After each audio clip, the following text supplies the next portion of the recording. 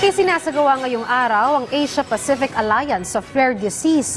Ang mga pinag-usapan sa pulong, alamin natin muli sa sentro ng balita ni Bien Manalo Live. Bien? Luisa,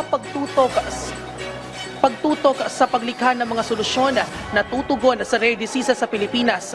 Iyan ang tiniyak ng Department of Health sa ginaganap na Asia-Pacific Alliance on Rare Diseases Organization Conference 2024 ngayong araw. Tinalakay sa conference ang pagbibigay diin sa pagtukoy sa mga oportunidad at hakbang para mas maging aware ang publiko kaugnay sa rare diseases. Maging ang pagbibigay ng platform para sa joint initiatives at kolaborasyon sa pagtugon sa mga sakit at pagsusulong ng implementasyon ng health, social at economic policy na magpapalakas sa mga programang aagapay sa rare disease community.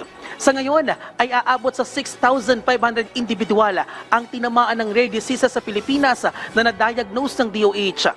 Sinabi ni Secretary Herbosa na mahalaga ang kolaborasyon at pagtutulungan ng mga concerned agency at pamahalaan sa pagsugpo ng rare disease sa pamamagitan niya ng whole-of-government approach. Nariyan ang pagpapaigting ng newborn screening program, diagnosis and management. Nakikipag-ugnayan na rin ang kagawaran sa iba pang stakeholders sa pagtugon sa mga naturang sakit.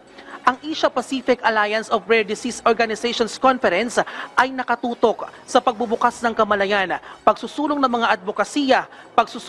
advokasya at paglikha ng mga innovative solution para sa rare disease community.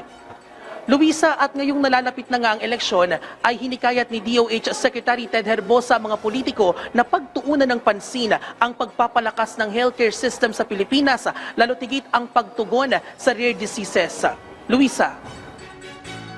Maraming salamat, Bien Manalo.